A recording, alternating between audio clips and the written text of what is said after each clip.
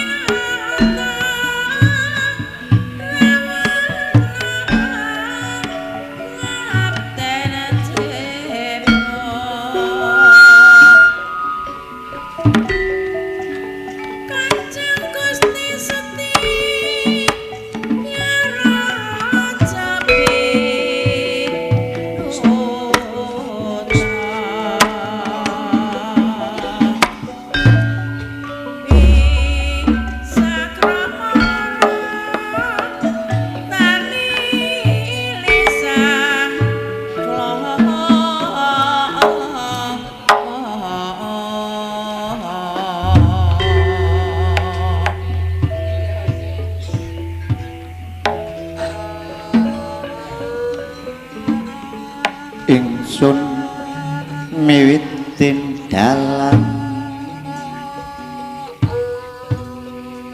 wayangku minangka bakluk ing dalan kotak kayu kuburan sejati tutup nur papan koso dasar ngisor ibu perti bercok songo bawono lah harapan binongko bulto lotun dosakto triken tutuping bumi balun stor tejo mangkrat bahalutur tejo mangkrat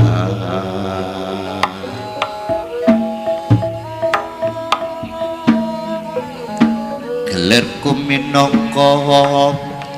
jagat trina lan wengi yen prakeng kler tapling bumi krawat kendah nining jagat lisir kebyaring swang lentang bimo sakti blendongku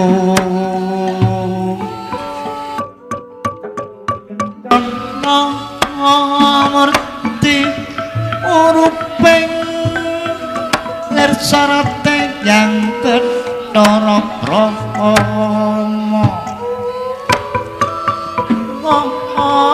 surake blencong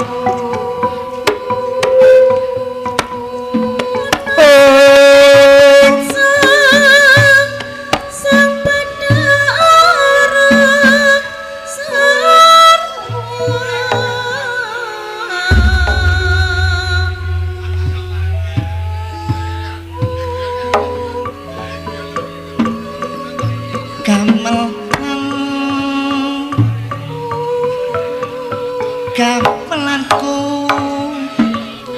Sri Lukananta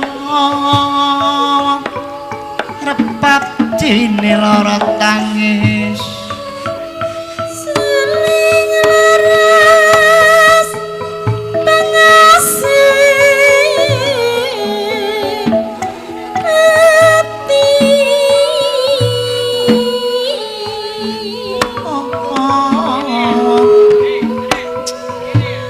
kenter plarasing gampang minangka pangklebeting banyu milih saronku penatasing bumi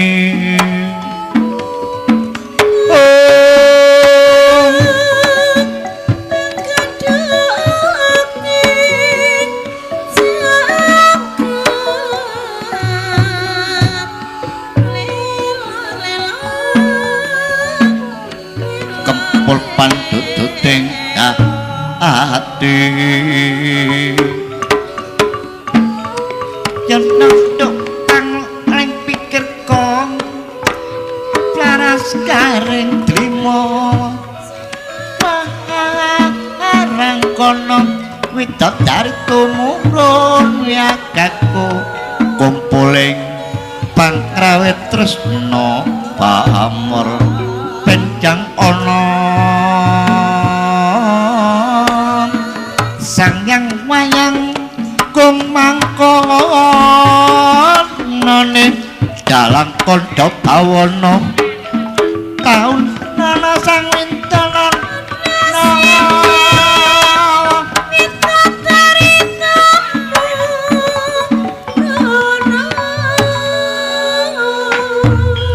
oh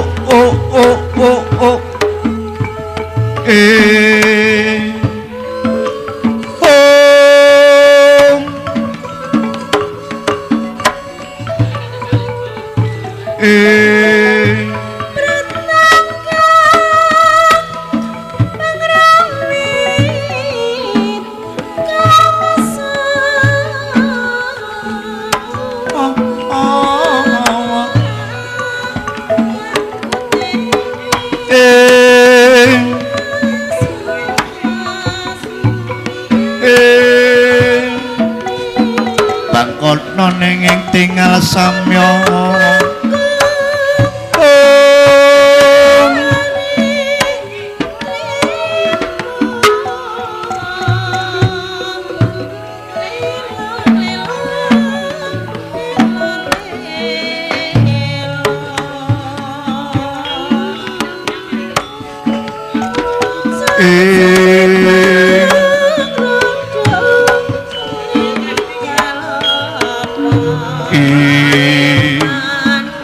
Bangkono bedang ae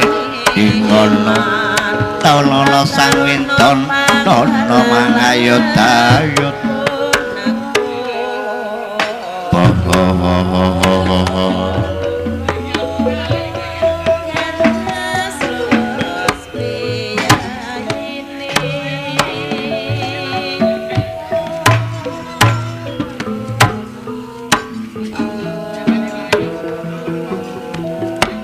yanengke sineket ing gelar Swardata Pitana sekarang mung akeh kandha tiyang aringke perang gelar crita purwa jaman purbakala pundhita kangge wiwitaning kandha hanyarosaken jejaring negara Malawapati kakwadi dasa purwa keko tegesing marang sawiji adilinuwit dasa 10 purwa iku ateges wiwitane wong kandha lan apa wae sing pedhalangan sedalu mangke Sabta Mitra Sasraja Bawana Sabta arane Pitu Mitra Pider Raja Ratu Sasra Sewu Bawana pengaraning jagat yentos jero kabar kaping 7 Mitra sejagat lan Sang Pramudita katatitaing Gusti ingkang kasuhan angkasa kasoga pratiwi kapit-apit ing samudra loya sakandhal sami anggana raras pundhita wonten kadya glaring praja Malawapati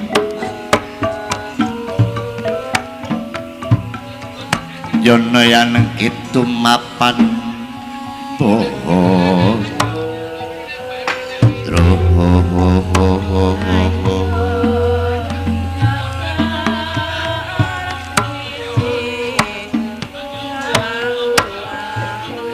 anyarsaken candraning negara panjang ponco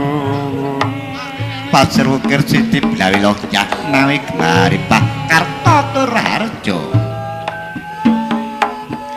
panjang dawa pocapane punjung dhuwur kawibawaning negara pasir samudra ukir gunung benawi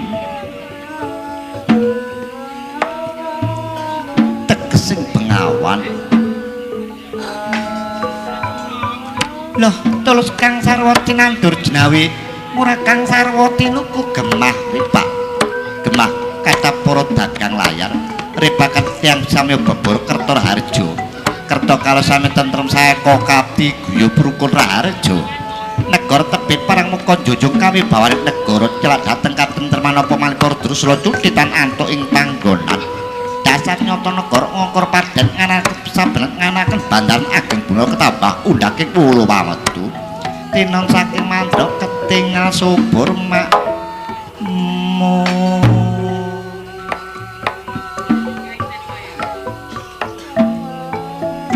samubarang ingkang sampun ginelan boten para priya agung tos najan tiyang dusun kula kentak preja bakul adol biting ubenga peken tanpa bondo pisan kepasan nyuwek godhong sak juwek kae sak cetek dadi guyub rukun marang bangsane tak pawuh marang pangeran ana sak ciptane jegap sandang lan pangane seladyan tot yang alit gadak ingon-ingon kayata bebek ayam pudhok meso lembu yen wancinipun ninjing raja Kasami dipun jakaken wonten ing papan pangonan yen wancinipun surya tunjang gunung surupe jang diwangkara raja Kasami mangertos wangsul dhateng kandhangipun kiabak-kiabak sang pating slendhek kaya kapas sinawurwana ketingal iya woro-woro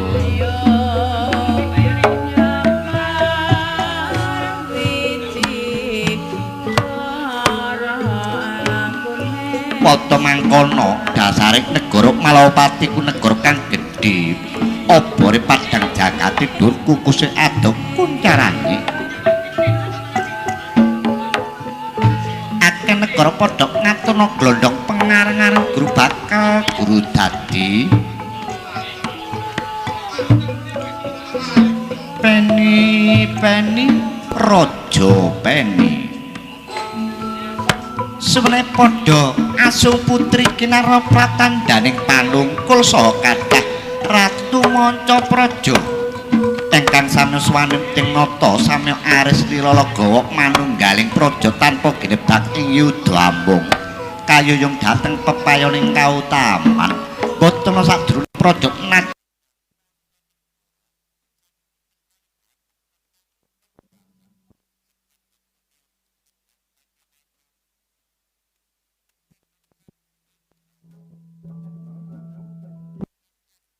ayam tentrem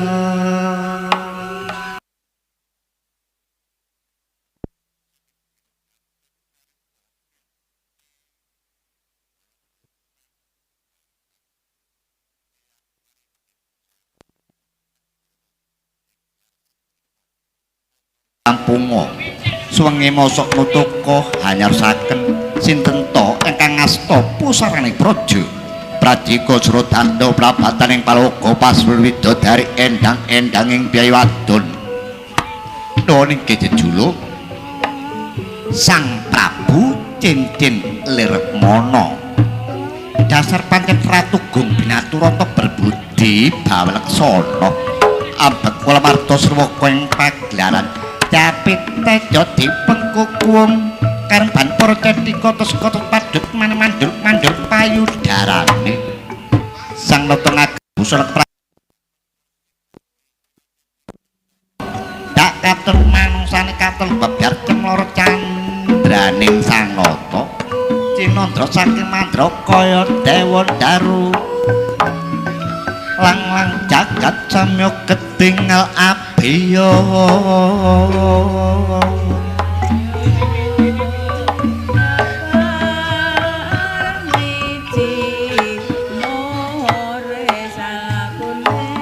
kok ngandika yen gitu mapan boten langkung nggihipun sungka sak lebeting wardaya saderengipun Sang Prabu angandika sinten ta ingkang sampun pinarseba wonten ngasaning Srinata nuwun inggih minangka menteri pangasaning praja Sang Netrapatih Kuncara Jati sakwingipun Rekana Pati Kuncara Jati nuwun inggih tumenggung Kuncara Seta sakwingipun tumenggung Kuncara Seta nuwun inggih tumenggung Kuncara Rja sajabanipun pagelaran ingkang sampun den pandhekaning para wadyabala pangpak penganan pambedhil pemayung ingkang sampun siap siaga wonten Regulan Jawi Cinandra saking Mandrawa negara samya ketingal adem ayem tentrem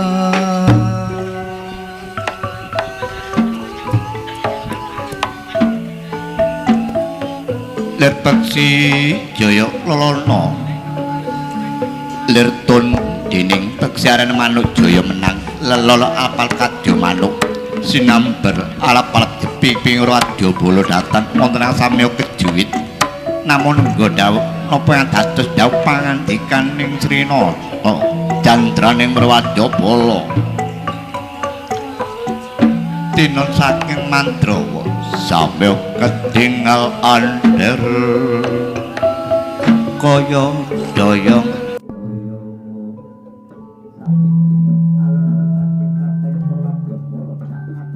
alun jinandra saking Mandrawa kaya ketendang ombak blabar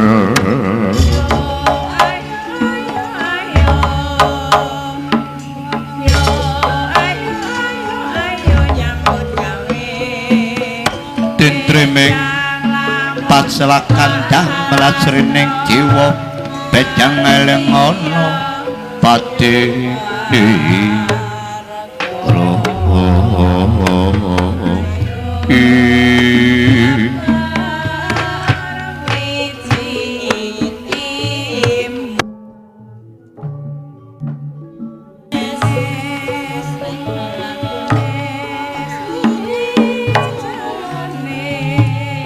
wauta mangkono wonten paribasan ingkang tebih awe ingkang tladen raketaken mangkono pangudas paranindriya dereng ngantos kawijining nesan Srinata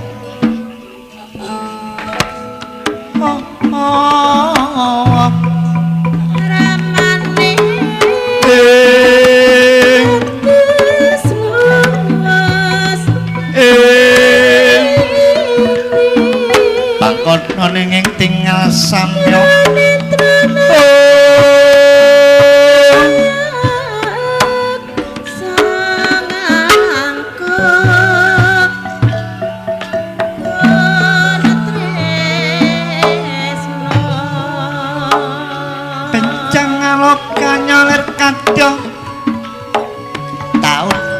sang wintono tono marga kang sunya ngending ana cahya desang ilahi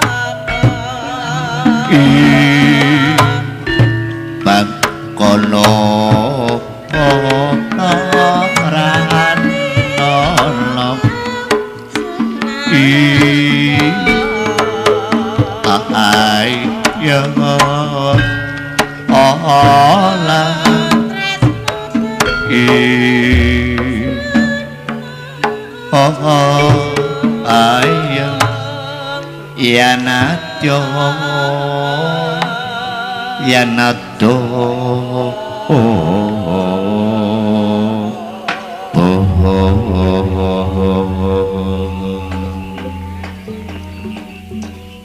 sadukane wong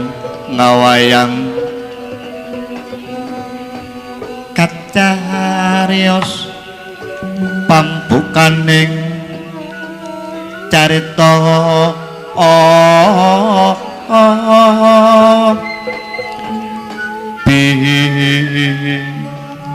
narung suarane sang pratangga miwah swaraning warang kono gaentra sining bawana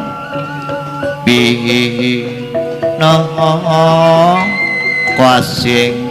triyo kinarya mangayut-ayuting maring para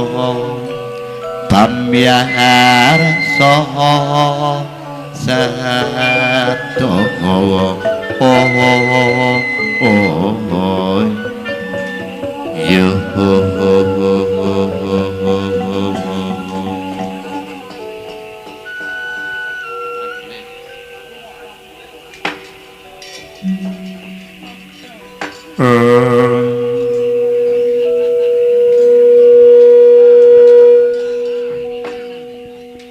wong wilahing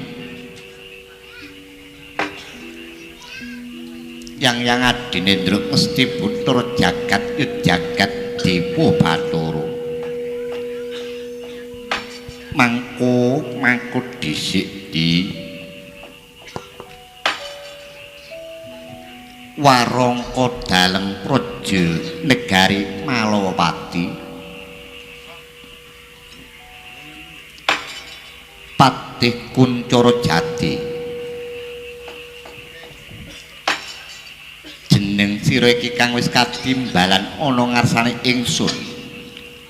aja kaya wong nampa bebungah saka penjenengane ingsun kang arupa jeneng dodol kang legi guri wanudya kang rompya-rompya siname sak tegek gending citrane curiga lanjek pamuri ora pati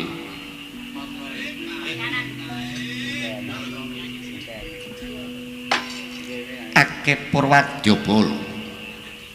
dak sepilih para sarjana sujana kang wis katimbalan ana ngarsane ingsun nanging ora ana semenang nampa dawe ingsun mung kejaba jeneng sliramu awit jeneng sira iki kang bisa angobor-ngobori gua garbane ingsun kang nuju peteng ambabat-babadi gua garbane ingsun kang nuju arek mung kejaba jeneng sira duh pati marogake matura yatna mandhaping saliranyo alon nganti kanyong tonono sang pitonono trep cilane sang recana opate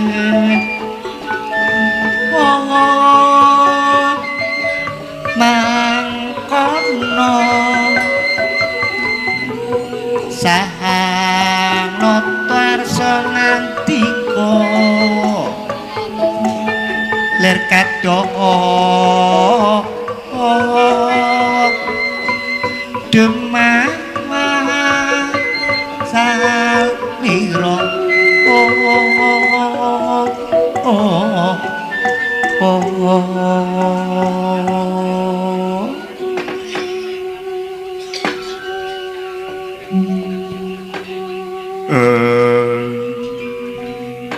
ladala inggih sinuwun sadèrèngipun abdi dalem rumentar dawuh kula ngaturaken sembah sungkem kula mugi kunjuk wonten sahandhapipun padha paduka kawula nok nuwun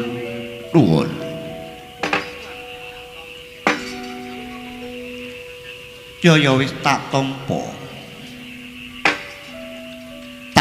tangan kula tur dadekno senenge atiku mung pangestuku tampan ana inggih kurang sampun kacadhong asta kula kekalih kacencang puceng rikma andadosaken jimat kula paribih kawula nuwun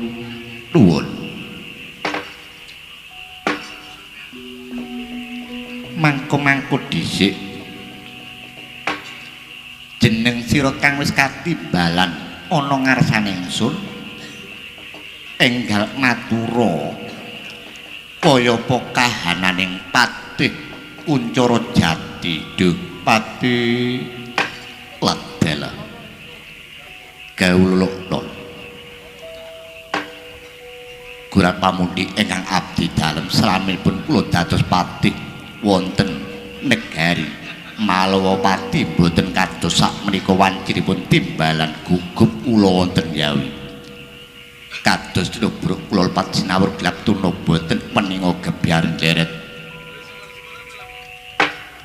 boten semrap datingipun gelap kados alang-alang saloba bilajen ing madyaning alun-alun keduk ing barat maruta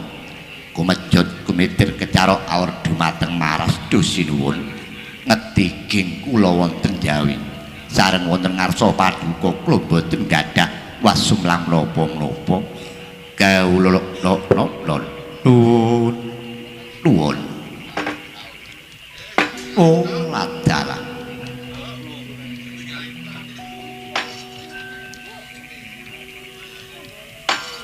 iya pati ana njaba tak timbali kaya mangkono bareng jeneng sira iki madhep ana ngarsane ingsun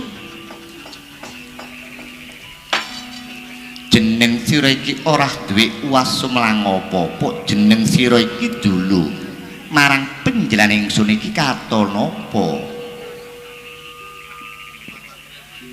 ladala menika boten saged matur kata-kata anggiripun abdi dalem matur mekaten bilih Gusti angersaken bejagesang kula sampun kapundhut winjing utawi ben senajan kapidana ing sedalem mangke ingkang abdi ngaturaken tembung wadra sakruping pengabahan sumele bejabilih Gusti angersaken pidana menapa kiwala ulam mungking rampatan pepasan lumiring burung sak kersanipun kemawon kawula nuwun bandaping saliraning Srinata alon ngandikannya maha ngawur-awuring pangawuring droho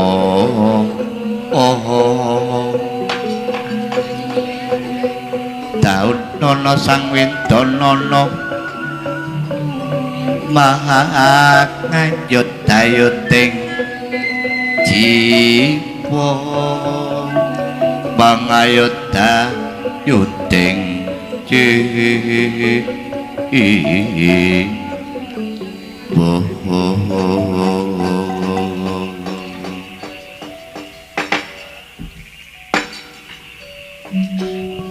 memunduran kaya wong nampa dosa lara pati ndih ana critane sak galak-galak Sardula ora tega ora mentala mangsa dening gogore Dewi taksaka nggeget marang buntute Dewi duh pati ladalah inggih matur sewu nembah nuwun sinuwun ngerti tak timbali jeneng sira ana ngarsane ingsun patih Kuncoro Jati ladalah jampeng-jampenga kula boten mangertos pikatosipun menapa paduka menika nimbali dhateng sagunging para prajurit Tamtama para wadyabala wonten jroning pasewakan agung negari Malawapati mekaten sinuwun oh pati wektu dina samangku iki wektu dina samangku iki kena apa Panjenengan ingsun iki ngumpulake dening para wadyabala.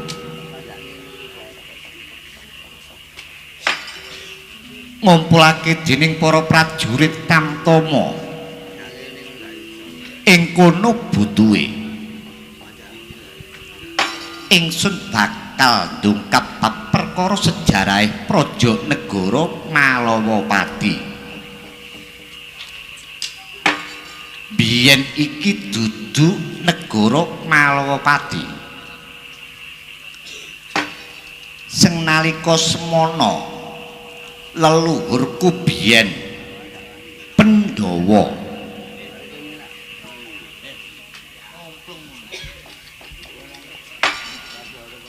leluhurku biyen iki nganakake Prang Bharatayuda Jaya Binangun. Mekaten sinuwun.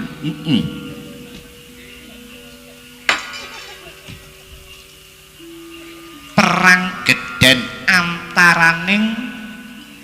yaiku Pandhawa klawan Kurawa. Inggih menika jamanipun para leluhur panjenengan. Iya.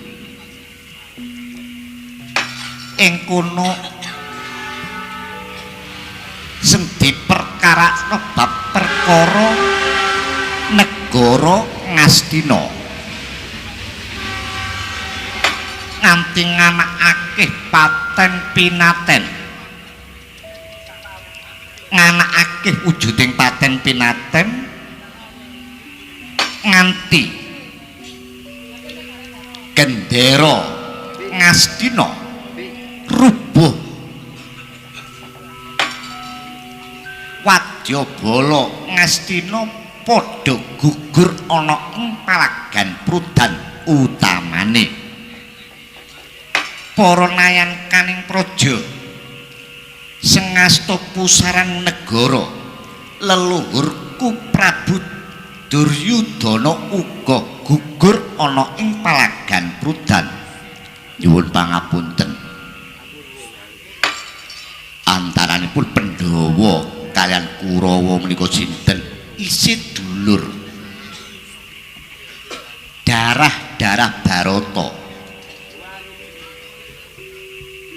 Mekaten. Lajeng negari Ngastina. Negara Ngastina kena astaning leluhurku Pandhawa. Banjur sing nglenggahi negara Ngastina ora ana maneh mung kejaba leluhurku Parikesit. Sakrampunge leluhurku Parikesit iki jumenengi nata dadi Nalendra ana ing negara Ngastina. Saklengsere leluhurku Parikesit banjur mudhun putrane kang aran Udayana. Oh, iki menika trah saking sinten? Leluhurku Udayana putraning leluhurku Parikesit. Parikesit putraning